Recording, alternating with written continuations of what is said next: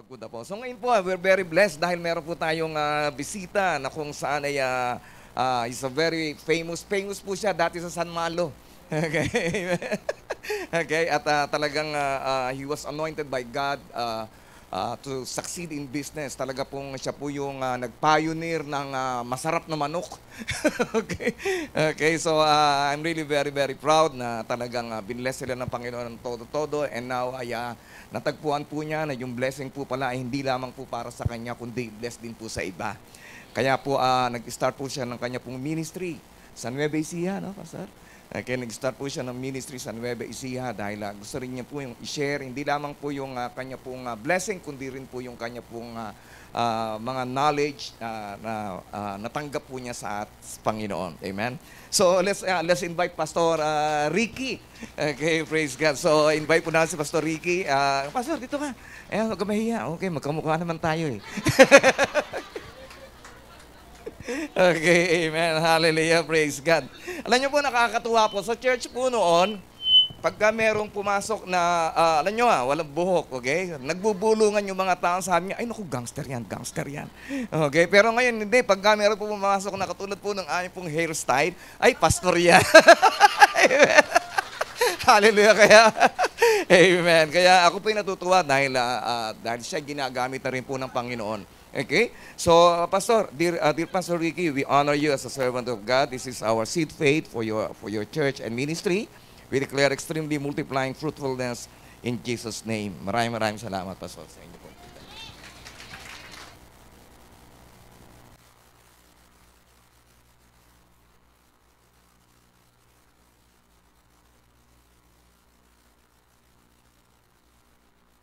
Sa akin binigay.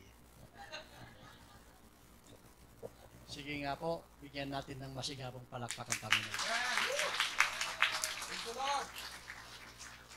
The presence of the Lord is here.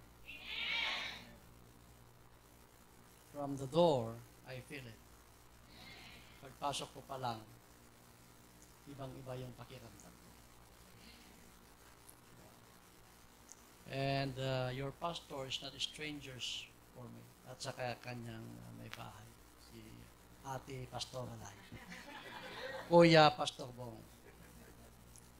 I treat them as my big brother and my big sister. Let me introduce you myself.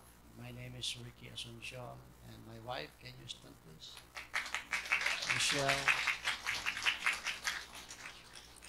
I have 4 daughters and 1 son.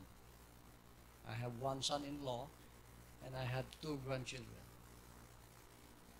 At ako po ay ipinanganak na sa isang mananampalatayang pamilya. Since childhood ay lumaki ako sa Sunday school. Pero hindi ibig sabihin nun na wala na akong ginawang mga kalokohan. Kaya yung mga loko-loko maagang nakakalbo.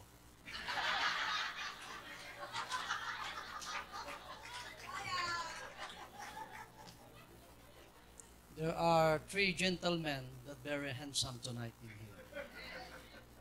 Please stand, Brother Rene and Pastor Rene.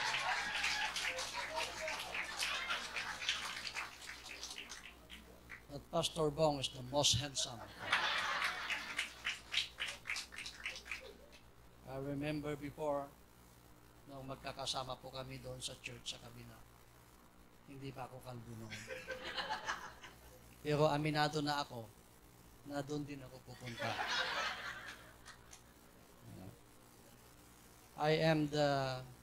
Si Brother Rene is coming soon.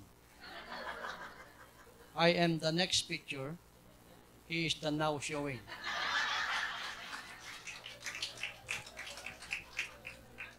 Remember in Philippine cinema, right? To attract the audience, 3 movies in 1 day. So, now showing, next picture, coming soon.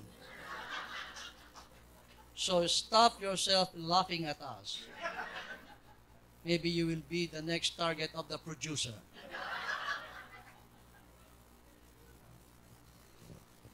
Wow. siguro sa mga matatagal na po sa Macau ay kilalang-kilala po kami. We don't have a perfect life. At lahat po tayo na nandito, we come to Macau to find a living, to earn a living.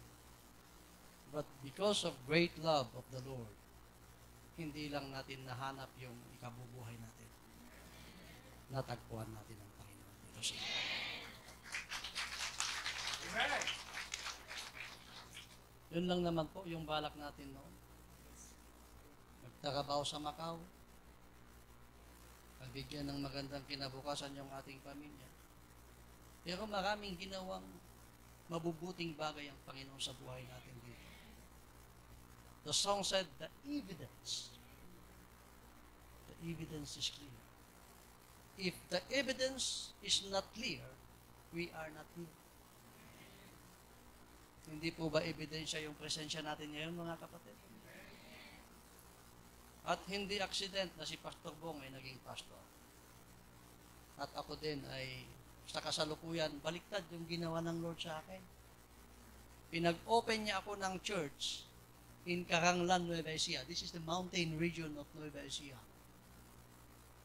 where a lot of NPA, malas nila, hindi ako takot sa kanila. Mas astig ako sa inyo. Why? Because I have the Lord. So, sa madaling sabi po, hindi ko naman nakikipag-away pa ako noon kay Pastor Hill. Sinong nakakakilala kay Pastor Hill? Si Pastor Hill ay matalik ko din kaibigan, magkumpare kami. Sabi niya, ang nakikita ko sa iyo, hindi ka lang support ng financial ng mission. The Lord will call you to establish a church. Hindi ako ganyan. Saka mo lang yun, guni-guni mo lang yun. I fight. I don't want. Ayaw ko. Luko-luko ako eh. Marami akong imperfection. No? I know our relationship, sometimes in our family, we have broken relationship with our loved ones. We have a broken relationship with our husband or our wife, our children, and our parents. Pero hindi naman dun yung the end. Sabi ko nga, may next picture. So, nabasa ko kanina doon sa Book of Ruth what happened to Naomi family with her husband Elimelech. Sino pong nakakakilala yung istorya na yun? That this couple went to Moab dahil nagkaroon ng taggutom sa Judah. So, punta sila sa Moab. Dahil magandang buhay doon, parang tayo din. Malis tayo sa Pilipinas, nagpunta tayo ng Macau. And they stayed there for 10 years. But what happened to them is, namatay si Elimelech doon, namatay si Kilion, namatay din si Malon. At ang naiwan yung si Naomi and her two daughters-in-law. Si Ruth at saka si, ang pangalan nung isa kanina? Kalimutan ko na.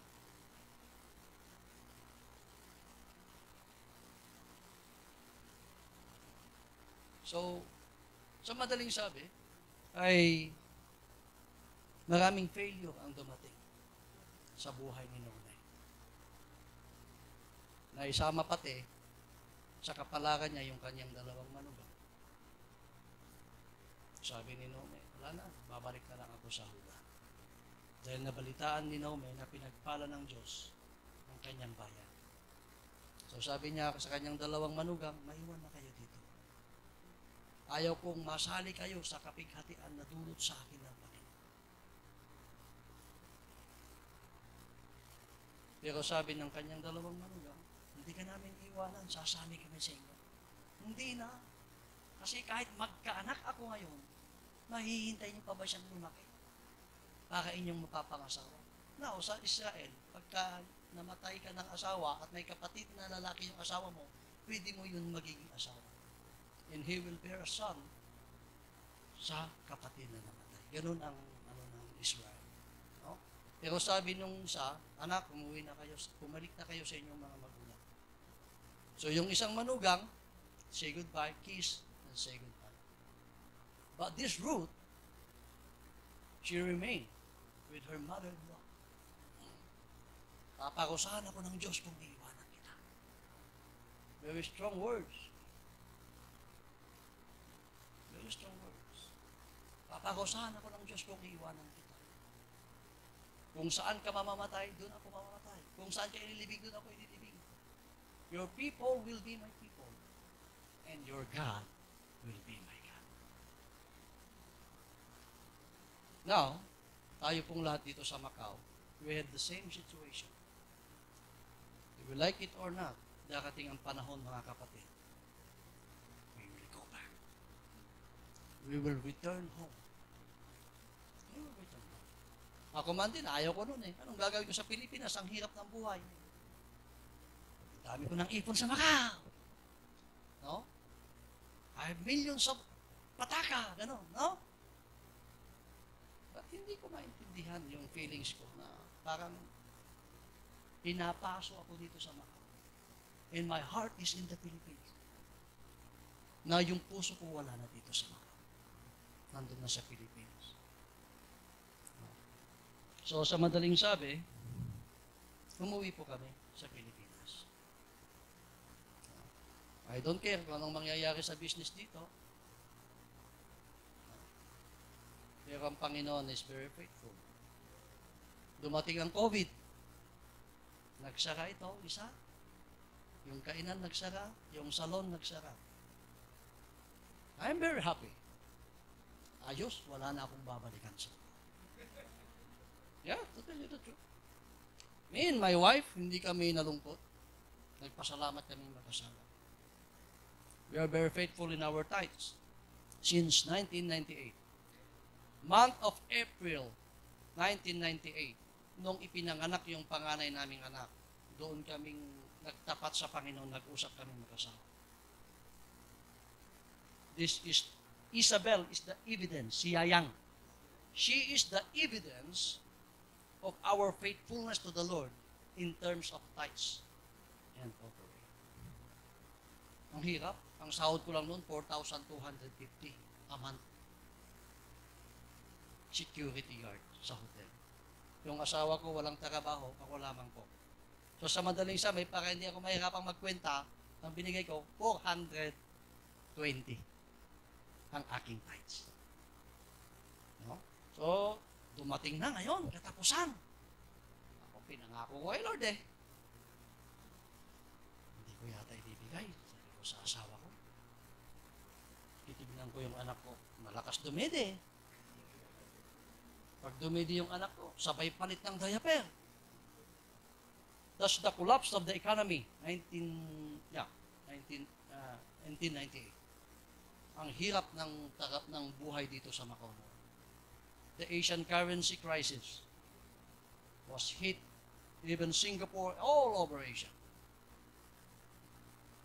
So sa madaling sabi, isang kahig, isang tuka. But the lowest part of our financial in our life, doon kami kumapit sa Panginoon. Lord, I trust you. I will give this 420 pataka. Pero nung Sunday na, ala na. Mantulot na si Ricky Boy. Sabi ng asawa ko, ibigay mo na. Nag-usap na tayo dyan, ibigay mo na. Ibigay ko. Pagkahulog ko doon sa harap ng church, sakit! Yeah. To be honest, I don't want to be hypocrite. Ang sakit. Isang buwan ng diaper at gatas ng anak ko, magkano lang gatas nun? 120 ang gatas, isang lata na malaki. Pinakamurang gatas ng anak ko. Si Yayang. So, okay. Ibigay. Struggle ulit, pangalawang buwan. Ayaw ko na. Ayaw ko nang ibigay. Ayaw ko lang. Sabi ng misis ko, bigay mo. Nag-usap na tayo dyan. Sabi ko, porque hindi siyang nagtatrabaho, hindi siya nahihirapan. Madali lang sabihin sa kanya na, bigay mo, bigay mo, bigay mo. I listened to her. Binigay ko, mahapde. Masakit. Pangatlong buwan, masakit pa rin. Pang-apat, pang-lima, pang-anin, gumagaan na. Nasanay. Nasanay na ako. Hanggang sa hinahanap-hanap na ng aking kaluluwa yung magbigay. How I wish na katapusan na ulit baka makapagbigay ko.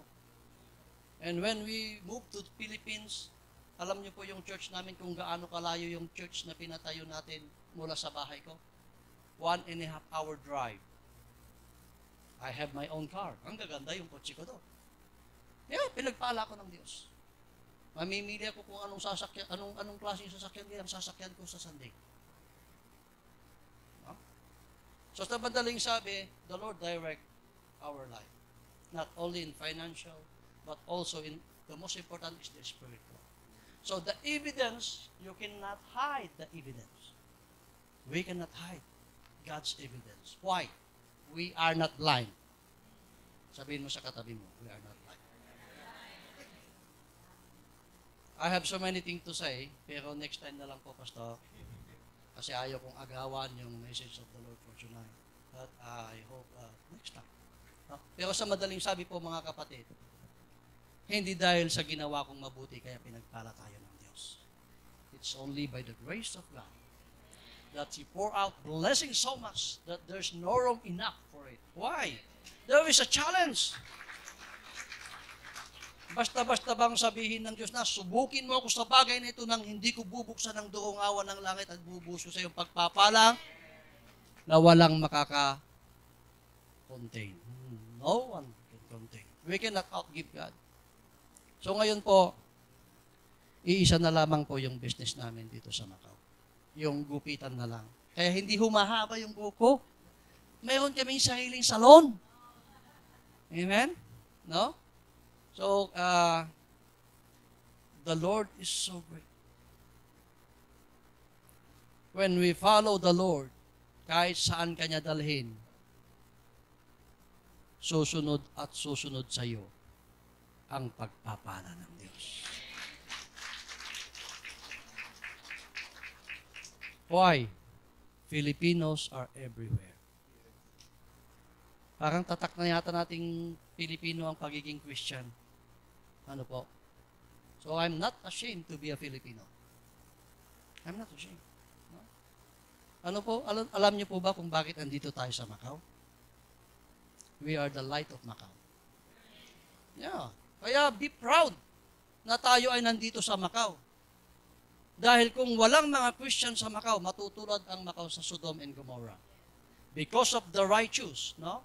Idinilay ng Panginoon. Hindi nga papasa dahil 4 lang sila eh. Nawala pa yung isa. Kaya kinaladkad ng anghel si Lot at ang kanyang mga anak, ang kanyang pamilya. God's grace, hindi po natin kayang sukatin. We are not perfect. Marami tayong kapintasan. But when we open our heart to the Lord, hahalukayin ng Diyos yung puso natin. Dahan-dahan niyang tanggalin yung madudumi at pupunuin niya ng kanyang kalinisan. So brothers and sisters, ayaw kong umalis dito na wala tayong masarap na napakinggan. Be faithful with the Lord. The Lord is not yet finished. We are the next picture. Coming soon. Coming soon. Hindi naman ako ganito dati. Siguro noon eh. Maraming kaipokritohan, maraming kaplastikan. Hindi naman tayo makakapagtako kay Lord. So I encourage you, brothers and sisters, love the church. Love your pastor. Respect your leader. Opo? So all glory belongs to God. Hallelujah. Sige po, ipag-pray po natin si Pastor Ricky. Hallelujah, hallelujah. Pati si Pastora Michelle, ayan, yung maganda niyang asawa. Okay? Hallelujah. Panginoon, muli po kami nagpupuri, nagpapasalamat dahil nakasama namin, Panginoon, si Pastor Ricky at si Pastora Michelle. Maraming salamat po, Panginoon, sa kanila pong buhay na inialay sa iyo. At muli, O God, we just pray, Lord God, at sama mo sila sa kanila pong ministry. Alam ko, Panginoon, na hindi po madali. Financially, Lord God, spiritually, physically, palagi pong meron pong battle. Pero pagkakasama kanila, kami po ay naniniwala at nananampalataya na sila po ay magiging matagumpay, O Lord. Muli mong imumultiply, Panginoon, ang kanila pong kayamanan, hindi lamang po para po sa kanila pong sarili, sa kanila pong pamilya, kundi para sa ikalalaganap ng iyong banal na salita, O Lord. Palawakin mo, Panginoon, ang hallelujah, ang kanya pong teritoryo. And once again, Lord God, patuloy mo siyang bigyan, Lord God, ng karunungan, Lord God, ng inspirations and more fresh revelation upang sa kanya pong pagpapastor, Panginoon, ito po yung maging joy, O Lord, hallelujah, sa kanila pong buhay mag-asawa. Once again, Lord God, padala mo siya ng marami pa mga workers, na matatapat ang mga workers, mga tapat, Lord God, hallelujah, na mga supporters, O Lord, hallelujah, na kung saan ay kanya pong makakasama, O God, sa assignment na pinagkatiwala mo sa kanila. Once again, Lord God, we just want to thank you and we bless, Lord God, their lives and may they continually, Lord God, receive favor after favor, blessing after blessings, and breakthroughs after breakthroughs. In Jesus' name we pray. Amen and amen and amen. Thank you po, Pastor. Okay, amen. So wag na po tayo maupo. Tayo po tumayo ng tuloy-tuloy. Amen. Hallelujah. Let's continue to declare who we are in Christ. Alam niyo po, it's very important. Yung ating pong bibig, ginagamit po natin. Okay? Kasi po, gagawin ko sa inyo ang mga bagay na sinabi ninyo. Yan po yung pangako ng Panginoon. Kaya magsalita po tayo ng palagi po magaganda, unang-una sa lahat sa ating pong Diyos. Magsalita po tayo ng magaganda sa ating pong mga kapwa. Magsalita rin po tayo ng magaganda para sa ating pong mga sarili. Amen? So once again po, let's declare with faith. May pananampalataya. Sabay-sabay po. In Christ, I am blessed with God's unconditional love, forgiveness of all my sins, and the gift of salvation. In Christ, I am blessed with the joy of the Lord, divine protection, and supernatural provision. In Christ, from His abundance, I receive one gracious blessing after another to be a blessing to others. In Christ, I am blessed with supernatural favor and opportunities as I walk according to His will. In Christ, I am blessed with a generous and grateful heart, joyfully giving and receiving with a spirit of abundance. In Christ, I am blessed with the righteousness of God and the assurance of eternal life. In Christ, I am blessed with victory over sin, sickness, curses, poverty, and death. In Christ, I am blessed with the ability to do all things through Him who gives me strength. In Christ, I am blessed with wisdom, knowledge, understanding, and hunger for God's Word. Today, I'm going to receive the seed of the Word of God. My heart is prepared, my mind will be renewed, and my life will never be the same. I will get stronger, wiser, and better to live a life of victory, success, and significance by the power and leading of the Holy Spirit. In the mighty name of Jesus, all for God's glory. Spirit of the living God, fall fresh on me. At hayaan mo, Panginoon, na maibahagi ko yung salita, Panginoon, na may kapangyarihan at ang buhay po ng bawat po sa atin ay patuloy na magbabago dahil sa iyong biyaya lamang. Once again, Lord God, we thank you for the message and we believe, Lord God, hallelujah, na meron kaming maiuwi ngayong gabi. In Jesus' name we pray. And everybody says, Amen and Amen and Amen. Sige po, we can all be seated in the presence of God. Alam niyo po, we are starting this series this month of February. So ano po yung month of February? It's a love month, hindi po ba? Na kung saan ay palagi po na pag-uusapan ang usapin ng mga puso. Amen? Because the heart of the matter is the matter of the heart. Tama po? So ano po ba yung puso? Ang puso hindi lamang po ito yung tumitibok-tibok, okay? Ang puso po, dito po nakaupo yung ating pong mga desisyon, yung ating pong mga ninanais, yung ating pong mga emotion. Okay? Dito po siya nakasalalay at pati yung ating pong mga desisyon. At napakahalaga po na bantayan po natin ang ating pong puso kahit nasa anumang estado ka ng buhay ngayon. Ikaw man ay medyo kapos sa pera, ikaw man ay nag-iisa sa iyong buhay, ikaw man ay nagtatrabaho, ikaw man ay nag-aaral, ikaw man ay nagpapastor, lahat po tayo, we have to guard our heart. Napakahalaga na bantayan po natin ang ating pong puso. Alam niyo po, hindi po interesado ang demonyo sa cellphone mo. Di po siya interesado sa Facebook account mo, sa password mo. Okay?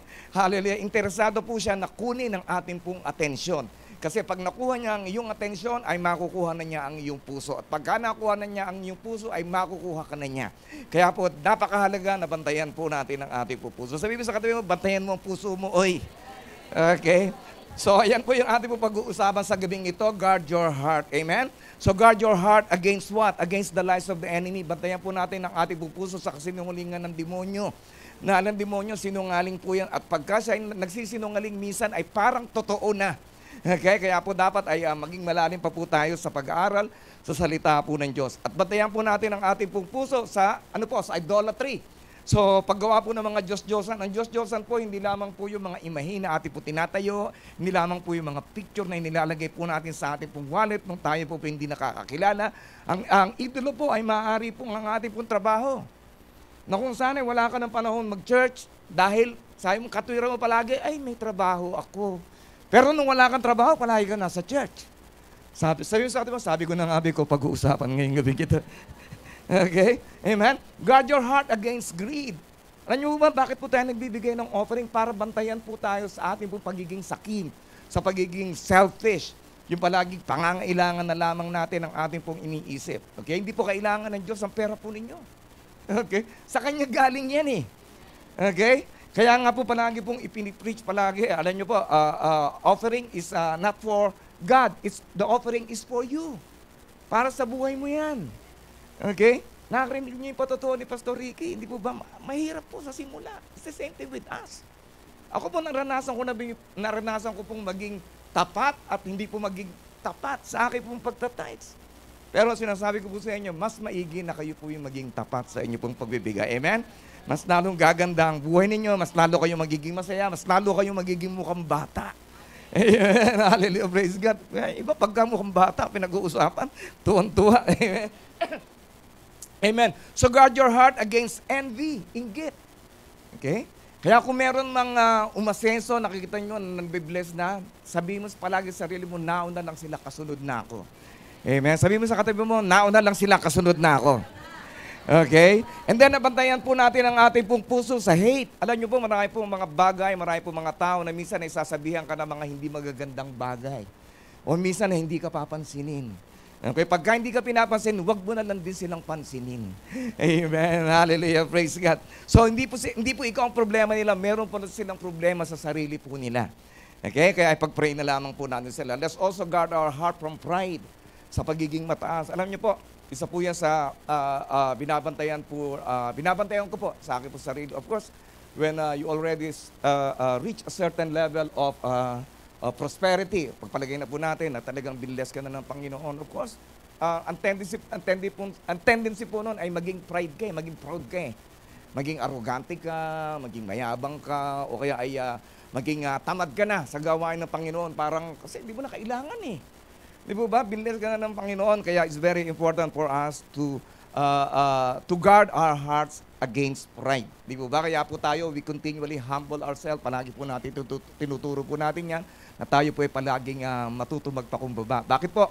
Kasi po, yung mga nagpapakumbaba ay tinataas at yung mga nagtataas ay ibinababa ng Panginoon. Amen?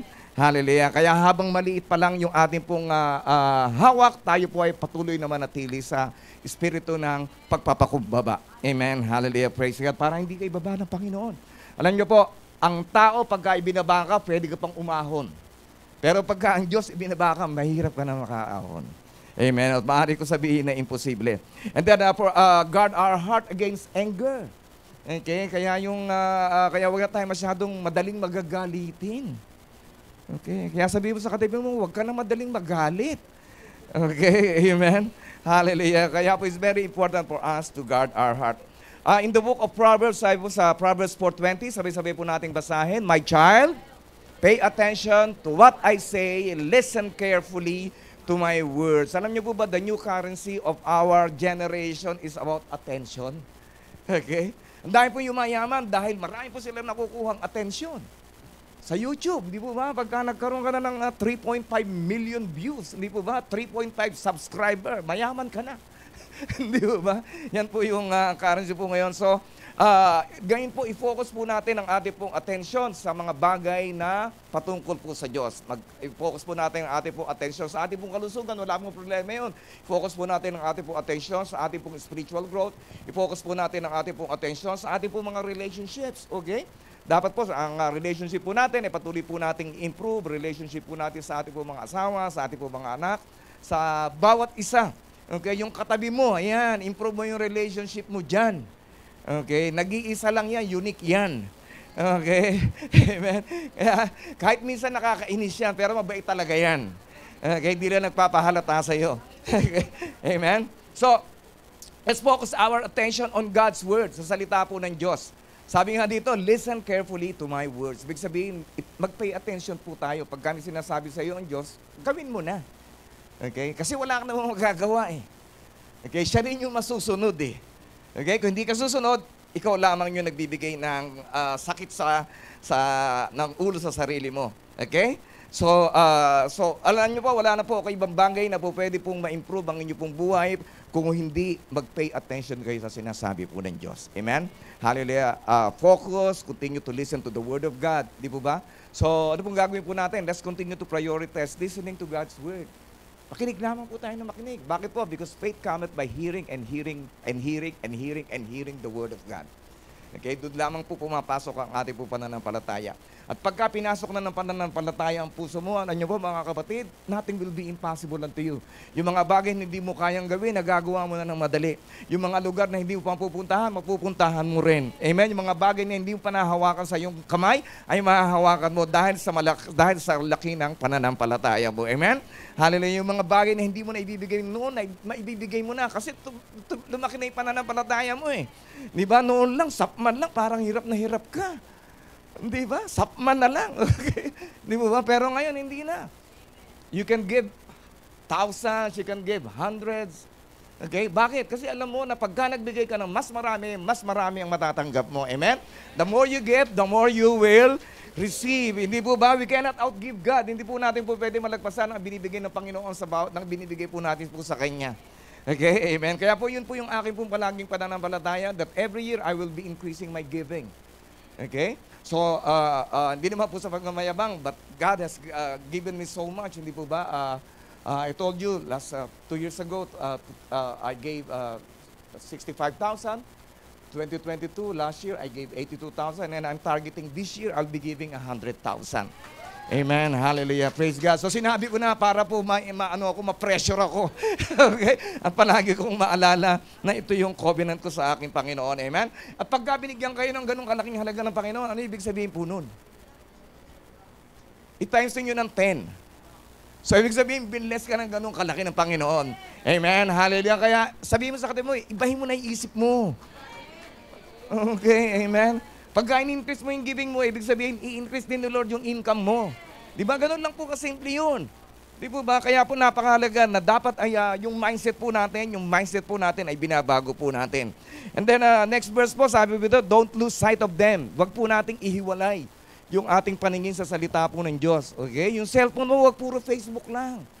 Okay? Dalasan mo yung pagbabasa mo ng Bible, pakikinig mo ng salita ng Diyos, hindi po ba? And then let them penetrate into your heart. Kaya mo na ito ay mag-sink sa isipan mo.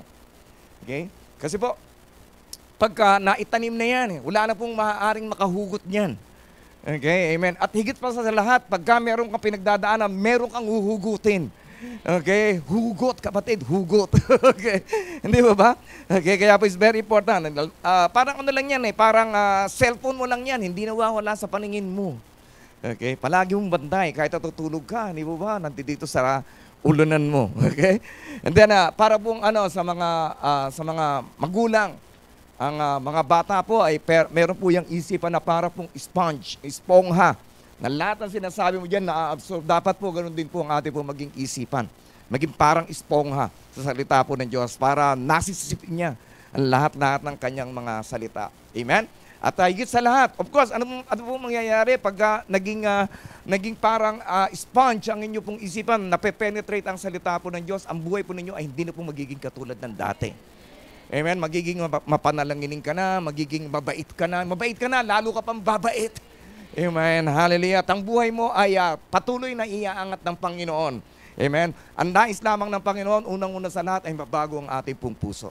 Okay? Kaya po is very, very important na patuloy po tayong magbulay-bulay ng kanya pong salita. Amen. Sa Joshua 1:8, one of my favorite verse, if you will meditate this law, day and night you shall prosper and succeed. Kung iyong pagbubulay-bulayan ng salita ng Diyos, pagbubulay-bulayan ng kanyang mga batas, ikaw ay siguradong magtatagumpay at ikaw ay kanyang pagyayamanin. Okay, sabihin mo sa katabi mo, magme-meditate na ako. Ayan, amen, hallelujah. Kaya sa tupa, binibilang mo, hindi po ba? Continue to meditate on the Word of God. I-meditate niyo pong natututunan na pag-aaralan sa lugar na ito. And then, next verse, sabay-sabay po natin uling basahin. For they bring life to those who find them and healing to their whole body. Kung gusto po natin talaga ng buhay, yung talagang buhay na punong-puno ng kasayahan, punong-puno ng fulfillment, punong-puno ng contentment, punong-puno ng kapayapaan, hallelujah, ito ang iniaalok ng Panginoon sa iyo, na yung pagbulay-bulayan ng kanyang salita. At higit po sa lahat, ito po yung nakapagpapagaling ng ating po mga katawan. Amen? Hindi nyo po na napapansin, minsan latang-lata kayo, galing kayo ng trabaho, 16 hours ka nagtrabaho. Di ba, hindi ka na nakakain dahil ang daming kwarto. Okay. Hindi po ba? Pero pagdating ninyo ng church, hindi po ba, na-empower kayo. Okay. Tapos na ang service, nandiyan ka pa, nakaupo ka pa. Amen? Hallelujah. Kaya I'm declaring to you today, kung meron man kayong sakit, magaling ka na paglabas mo dito. In Jesus' name, amen? Hallelujah. So it's not just an ordinary life that God wants you to have. It's a supernatural, extraordinary life. Nais ng Panginoon na maging kakaiba ka sa iyong mga kasamahan na dumating dito sa Macau. Amen? Kaya po, I'm so happy dahil tatlo po kami. Alam niyo po, we're very blessed. Okay?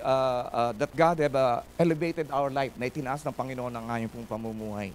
Dati lang po, ang sweldo po ni Pastor, mas malaki pa nga sweldo ni Pastor Ricky. 2.4, ang sweldo ko po 1.5. Nag-start, 4.2 pala. Sa bagay, nag-start naman ako is about 19 na, hindi na, masasabihin na naman ninyo, hindi pa ako pinanganganak niyan eh.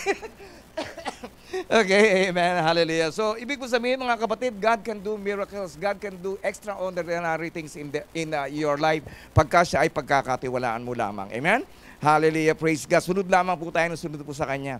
The next verse, guard your heart above all else. So, ibig sabihin, i-prioritize po natin, nabantayan natin ang ating pong puso. Okay? So, paano kung pinapasok ang ating puso ng mga kung ano-ano mga kababalaghan, kung ano-anong mga bagay na hindi po dapat ay pumapasok sa ating puso, sa mga bagay na ating pinakikinggan palagi, sa mga bagay na ating pinanunood, sa mga bagay na ating pong mga sinasabi. Sabi sa 24 and above, avoid all perverse talk, stay away from corrupt speech. Okay? Kaya yung bibig mo, amen? May kapangyarihan niya na ikaw ay pagpalain, na ikaw din ay sumpain. Okay? Kaya sabi mo sa katabi mo, careful, careful. Okay, amen. Ingatan mo na yung bibig mo. Hindi na dapat lumalabas dyan ang mga maangha, mga putot kutsinta, amen, mga PI, mga kung ano-ano mga bagay. Ingatan po natin ang ating pong mga bibig. Hindi po dapat lumalabas sa isang bibig ang sumpa at ang mga pagpapala. Amen? Dapat lamang po lumalabas sa ating bibig ay pawang mga pagpapala. Okay? Amen. Kaya po it's very, very important for us to make good declarations wherever we are. Kaya nga po, pinapractice po natin yan dito. Okay? Para yan po ay maging habits ninyo, and then at the same time, pag naging habits na ninyo, it will become a way of life. It will become your lifestyle. Okay? And then next verse po, sabay-sabay ulit, look straight ahead and fix your eyes on what lies before you. Tingin lamang po tayo kay Lord. Amen? Siya po yung daan, siya po yung buhay, siya po yung katotohanan. Okay? Hawak po niya yung atin pong magandang kinabukasan. Hawak po niya yung atin pong destination. Okay? Let's look straight ahead. Huwag ka nang palingon-lingon. Amen? Kung Christian ka na, di ba? Huwag yung kung ano-ano, ay dito na nga ako. Ay dito na nga ako. Okay? Make up your mind na binago na ako ng Panginoon. Ito na ang lakad ko ngayon. Okay? Hindi na ako magpapaliko-liko. Okay? Amen? And then next verse po, mark out a straight path for your feet and stay on the safe path. Okay? Wala na pong ibang ligtas na daan, kundi yung daan na hinahanda ng Panginoon. And then, don't get sidetracked. Ano ba ibig sabihin ng sidetrack? Yung naisang tabi ka na.